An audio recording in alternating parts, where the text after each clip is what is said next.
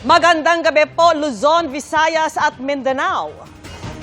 Alan Peter Cayetano resign. Yan ang naging panawagan ng Senate minority sa kanilang Senate President. Kasunod yan ng ikalawang araw ng hindi na naman pagsipot sa sesyon ng 11 senador ng mayorya. Kaya naman ayon sa minorya, malinaw ang nilang pagpapabaya sa tungkulin ang ginagawa ni Cayetano. Yan ang tinutukan live ni Sandra Aguinaldo. Sandra!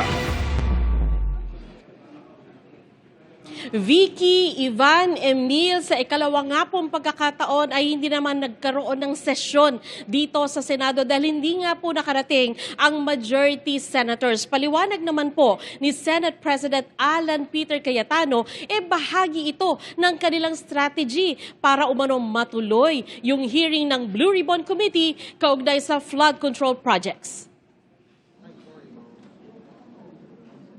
Kung no-show ang majority senator sa pamumuno ni Senate President Alan Peter Cayetano kahapon, ngayong araw rin. Pagpatak ng alas 3 ng hapon kanina, nasa plenaryo na ang minority senators at ilang bisita. Pero bakante ang mga upuan ng mayorya, maging ang Senate President. Naghintay ang minority senators pero nalaman nila mula sa Senate Secretary na hindi darating ang mayorya. Kasasabi lang ni Zubiri nito nang mag-Facebook Live naman si Cayetano. Ipinaliwanag niya kung bakit wala ang 11 majority senator sa sesyon. Anya, paraan ito para hindi maapektuhan ang trabaho ng mga komite ng Senado, partikular ang Blue Ribbon Committee na nakatakdang magsagawa ng pagdinig sa flood control mess sa Huwebes. May kasamang mga protesta yon, protest against a puppet Senate na gusto nila. Ngayon po, ang majority ginagamit din po ang rules sa tama, morally, legally, to ensure na hindi agawin ang mga committees para po matuloy ang hearing ng Blue Ribbon sa Thursday at ang iba't iba pang mga importanteng hearing sa bawat committee. May hamon din si Cayetano sa minorya. Kung may sapat na numero daw sila na 13, bababa na siya bilang Senate President. Ito kasi ang numerong kailangan para maging mayorya. Pumili tayo ng 13, I'm ready to go anytime, any day. Matapos ang live ni Cayetano, humarap sa media ang 11 minority senators. Hiningi nila ang pagbibitiw ni Cayetano. It's a direct violation of the rules of the Senate and a serious disrespect for the institution and the Filipino people. Senate President Alan Peter Cayetano should resign as he has shown that he cannot function as the leader of the Senate anymore. Sa pinagsamang pahayag ng minorya, sinabi rin nila ang hindi pagdalo ng majority senator sa sesyon ay pag-abandona sa kanilang tungkulin. What happened today was a clear abandonment of responsibility, a dereliction of duty, and a blatant disregard of the rules that govern this institution. Because the Senate cannot be made to stop working simply because its presiding officer refuses to lead. Under Rule 14, Section 41, the rules of the Senate President may postpone the holding of the session after consultation with the majority leader and the minority leader. That rule was violated. Sa kalendaryo ng Senado hanggang bukas na lang ang sesyon nila bago mag-break hanggang sa Hulyo. Hindi naman nawawala ng pag-asa ang minorya na sa huling araw sasamahan sila ng ilang majority senators. Hindi raw Senate President lang ang pwedeng magbukas ng sesyon. Lahat, inibita namin, sumalip kayo sa amin. Pero si Alan Peter, steady ka lang dyan. Sana, pag Senate President ka, ikaw maging ehemplo ng iyong mga miyembro ng buong Senado. Unifier. Kaso siya masamang ehemplo, bad influence, bad example, bad apple. We appeal to the rest of the members of the majority bloc. Huwag na si Senate President kasi we appeal to their sense of duty, of their responsibility.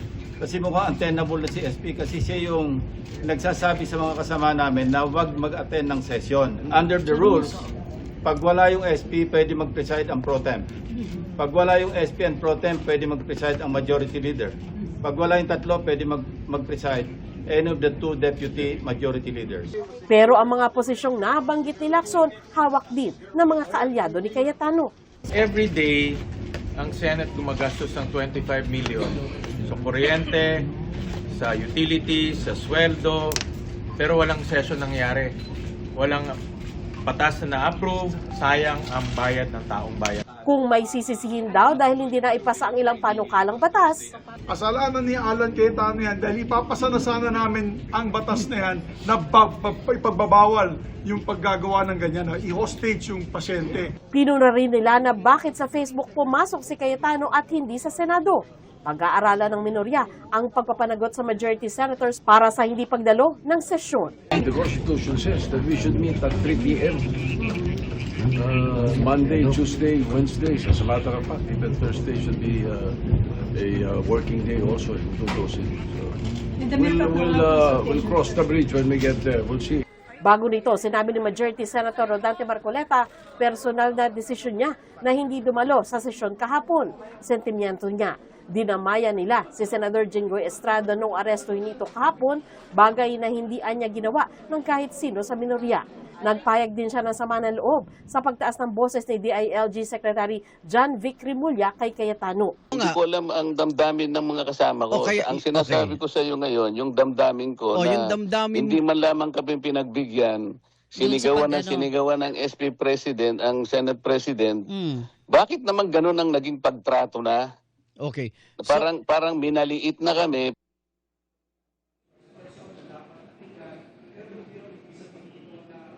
Emil, sinabi nga po dito sa Senado na hindi raw hahadlang ang minority doon sa pinaplano na sesyon o hearing kaugnay sa flood control sa Huwebes. At gayon din, umaasa sila na may papapala pa rin sila doon sa sesyon bukas dahil maaari raw na merong ilang majority senators na dismayado sa pamumuno ni Senate President Cayetano. Emil? Maraming salamat, Sandra Aguinaldo. Iniurong sa Huwebes ang pagbasa ng sakdal kina Senador Jinggoy Estrada, dating Public Works Secretary Manuel Bonoan at ibang akusado sa kasong graft. Hiniling din ni Estrada na huwag na siyang posasan at pagdamitin ng pagpreso tulad kanina. Nakatutok si Joseph Moro. Hindi tulad kahapon nang bitbitin siya ng mga umarestong tauhan ng pulisya. Nakaposas na nang dalhin kanina sa Sandigan Bayan si Senador Jinggoy Estrada. Suot na rin niya ang uniformeng may tatak na PDL o Person Deprived of Liberty nang iharap siya sa 2nd Division ng Anti-Graft Court. Narito muli siya para basahan sana ng sakdal para sa 213 million peso graft case na hiwalay pa sa kasong plunder na hawak ng 5th Division. Ngayon din hiniling ng kampo ni Estrada na kung maaari raw ay wag na siyang posasan at pasuotin ng uniforme ng BJMP. Pinagkokomento muna ng korte ang ombudsman bago sila magdesisyon dito. Naka-wheelchair namang dumating ang kanyang kapwa-akusado sa graft na si dating Public Works Secretary Manuel Bonoan. Mula sa blood pressure na 160/100, bahagya itong bumaba sa ikalawang reading bago magsimula ang pagdinig. Habang kinukunan ng presyon si Bonoan ay biniro siya ni Estrada na tataas daw ang presyon ng dating kalihim kung makikita nito si dating DPWH Undersecretary Roberto Bernardo. Base sa information sheet na nakuha ng GMA News para sa kasong graft laban kay Senador Estrada, nakasad doon na mismong si Senador Estrada raw ang humingi ng mga DPWH projects sa Bulacan. May hiningi umunong lampas 300 million pesos na halaga ng mga proyekto sa Estrada sa 1st District ng Bulacan at kalahating bilyong piso mula sa iba pang lugar sa probinsya. At tumanggap siya ng 25% na kickback o komisyon na nagkakahalagang 213,750,000 pesos. Ang kaso na yan ang hiniling ng kampo ni Estrada na ibasura ng 2nd Division pero nakabinbin pa rin ito sa korte. Hindi pa nakakarating sa ombudsman ang mosyon kaya humingi pa ng panahon ng ombudsman para sagutin ito. Dahil dito, nireschedule na lamang ang pagsasakdal ni Estrada at Bonoan sa June 4. Ayon sa kanyang abogadong si Attorney Noel Austria, hihiling ang senador kung maaari siyang dumalo sa arraignment sa pamamagitan ng video conferencing sa halip na pisikal na pumunta sa Sandigan Bayan na makakaapekto sa pagdalo niya sa mga sesyon sa Senado. Tila paghahanda kung sakaling magkaroon ng bagong rule sa Senado na pwedeng dumalo sa mga pagdinig ang mga nakadetaining senador. Ayon kay Sandigan Bayan Presiding Justice at 2nd Division Chairperson Geraldine Econg, pwede ang video conferencing sa mga proseso ng korte pero hindi raw nila pwedeng diktahan ang Senado na payagan ang video conferencing. Tumangging magbigay ng pahayag si Estrada tungkol sa kaso, hindi rin niya pinangalanan ng mga umunoy namimilit sa kanya na lumipat sa minorya sa Senado. Sa halip ay binati niya ang kanyang ina na si Dr. Loy Ejercito na nagdiriwang ng kaarawan ngayon. Well, gusto ko lang batiin nanay ko ng happy 96th birthday ngayon. Yun lang, happy birthday ma'am. Balik New Quezon City Jail si Estrada dahil dun sa ikinumit ng Sandigan Bayan 5th Division para sa walang piyansang kaso ng plunder. Si Bunoan ibinalik muna sa PNP General Hospital pagkatapos maghain ng kanyang kampo ng mosyon para sa hospital arrest dahil sa nararamdaman nito. Joseph Morong, Nakatutok 24 Oras. Naglalaba lamang ng gilitan at pagsasaksakin ng kanyang kumpare ang isang lalaki sa Parañaque. Naka-FB Live pa siya noon, kaya kitang-kita kung paano siya pinatay. Babala po mga kapuso dahil sensitibo ang inyong mapapanood sa pagtutok ni Jomer Apresto. Hirap ng buhay, labanan na. Nag-Facebook Live pa ang lalaking yan habang naglalaba sa labas ng kanyang tinutuluyan sa Silverio Compound, Barangay San Isidro sa Parañaque City hapon ng May 28. Makalipas ang ilang minuto, isang lalaki ang dumating at biglang ginilitan sa leeg ang biktima gamit ang isang patalim. Ilang ulit din siya nitong inundayan ng saksak sa tagiliran habang pilit na sinusubukang umilag ng biktima. Makikita sa video na nalaglag ang patalim ng salarin pero may binunot pa siya na isa pang patalim sa tagiliran at muling pinagsasaksak ang biktima bago tumakas. Nakatayo at nakapaglakad pa ang biktima ngunit bigla na lang din siyang humandusay.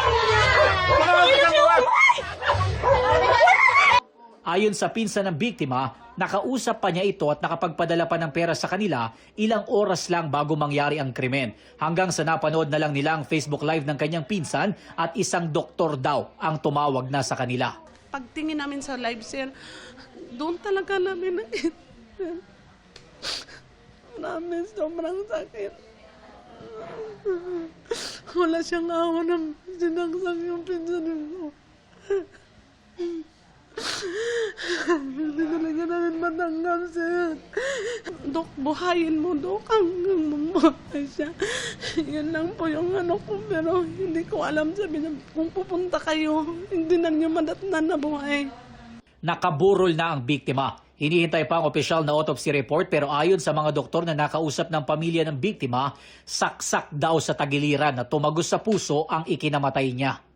Sa ikinasang hot pursuit operation, natunto ng Parañaque Police ang 34 anyos na sospek sa Barangay Singkama sa Makati City kahapon ng hapon.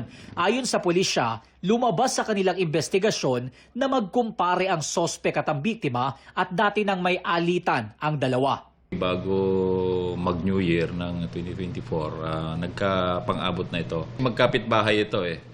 So malamang nagkakaparinigan at may mga yung insidente hindi pa rin naayos. May isang kutsilyo na na-recover doon sa scene at yun din ang nakita ng mga witness na gamit na pansaksak ito. Inaalam pa ng pulisya kung dati na bang may kaso ang sospek at kung gumagamit ba siya ng iligal na droga. Hindi pa nagbibigay ng opisyal na pahayag ang sospek pero ayon sa kaanak niya, blanko rin sila kung ano ang dahilan ng krimen. Humihingi sila ng patawad sa pamilyang naulila ng biktima at sinabing handa silang makipagtulungan. Handa naman po kaming magbigay kung ano pong makakayanan namin. Nakikiramay po kami kasi kilala naman po namin yung tao. Kumontak siya sa akin para sabihin na susuko siya. Tapos nag-inquire ako sa kakilalang pulis kung ano yung tamang proseso. Tapos ayun, ginaid namin siya. Nasa kustodiya na ng Parañaque City Police Station ang sospek na maharap sa reklamong murder. Jomer Apresto, Nakatutok, 24 Oras.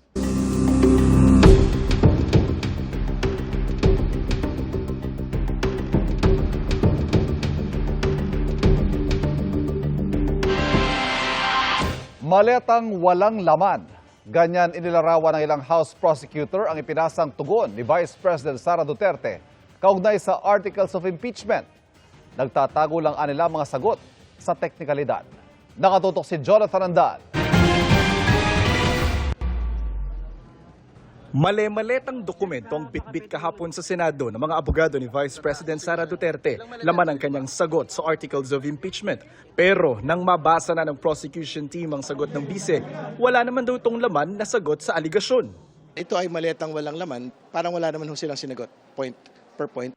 We were anticipating na finally makikita na natin yung kasagutan niya dito sa confidential fund, sa bribery, sa unexplained wealth, and even in threat.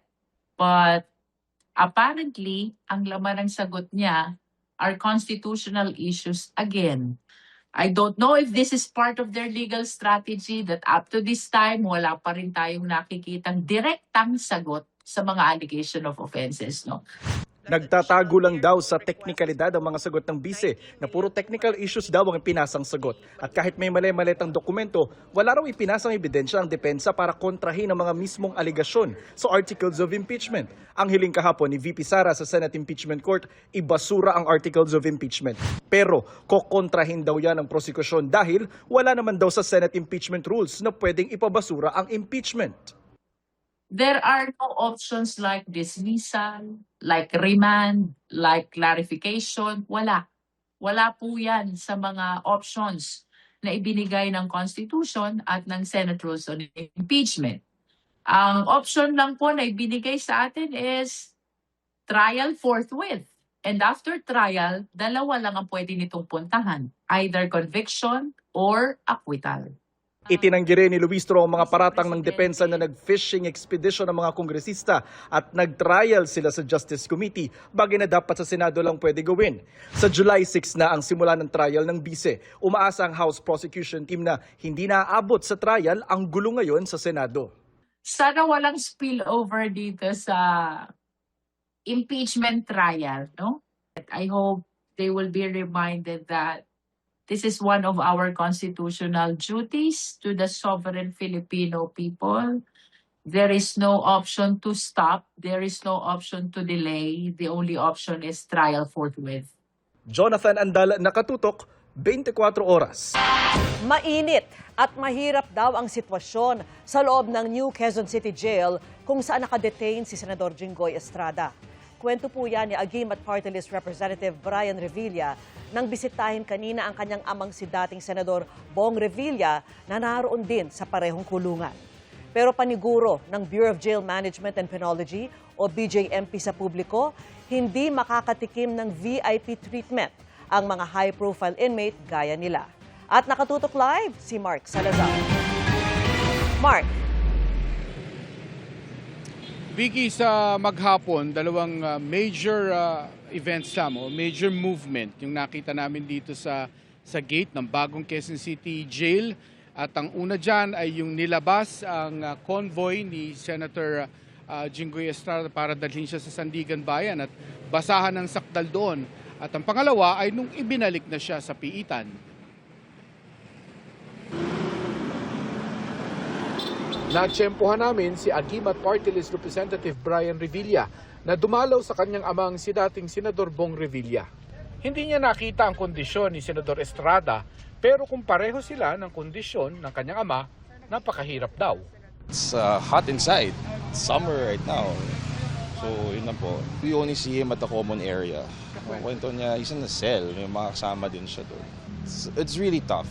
Hirap ng kalagayan po ng maging isang PDL and lalo na po sa pamilya. Wala rin communication gadget o TV sa loob, kaya kinikwento na lang daw nila nagaganap sa labas ng preso. Nakwento mo yung nangyari kay Senator Jinggoy? Well, I'm sure, nakipag-uusapan din naman yun sa mga pangyayari and I'm sure, yun nga, kita kami. What was his reaction? Well, it's wala tayong magagawa. That's how everyone has to go through the process.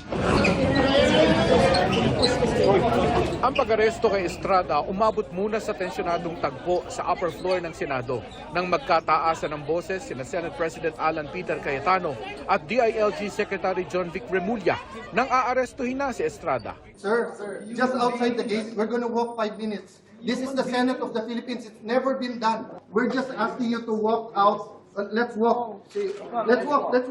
You arrest him here. You can arrest him right now. Sir! You can arrest him. This is the Senate. This is the Senate. Sir, this is the Senate. Not for me. No, I did not. That's not for me. That's for the Senate. Sa huli, nabasahan din ng Miranda rights si Estrada. May karapatan ka manahimik at magsawalang kibo. Ano man ang iyong sabihin ay maaaring gamitin pabor o laban sa iyo sa kanilang hukuman. Nangyari yan bago humarap sa media si Estrada sa isang press conference bago siya dinala sa Camp Crame. Hindi ako matitinag sa anumang panggigipit, pananakot, political maneuvering. I will be proceeding now to the CIDG to voluntarily surrender myself. Pero taliwas sa sinabi ni Estrada na sumuko siya, giniit ni DILG Secretary Remulla na inaresto si Estrada. Kaya nga raw bago nagpresto ng senador ay may ibinabala siya rito. We arrested him in the Senate. He was read his rights in the Senate. He acknowledged that having understood his rights before he went to the rostrum, I warned him, sir, anything you say will be used against you. Sabi niya, yes, I understand. Kapuna-punang hindi nakaposa si Estrada na arestuhin siya. At kumaway pa. Bago siya dinala sa PNP CIDG para sa processing. Kasunod niyan ay dinala na si Estrada sa Sandigan Bayan 5th Division, kung saan kasama niyang pumasok sa courtroom ang asawang si Presi at anak na si Janela. Bago mag-alas 8 ng gabi, nakarating ang convoy sa New Quezon City Jail male dormitory kung saan siya ikinulong. Ang bawat dorm ng bagong renovate na Quezon City Jail may lawak na 48 square meters at may 5 double deck sa loob. Mayroon din itong sariling lababo, may inidoro na may flash at may shower area. May mga ceiling fan pero walang aircon. Malawak rin ang visitation area. Mayroong basketball court, water treatment facility at lugar kung saan pwedeng mag-ehersisyo at magpaaraw ang mga PDL.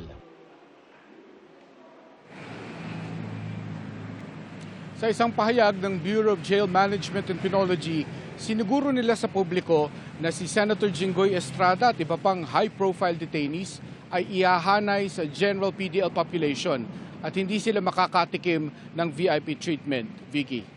Alright. Maraming salamat sa iyo, Mark Salazar.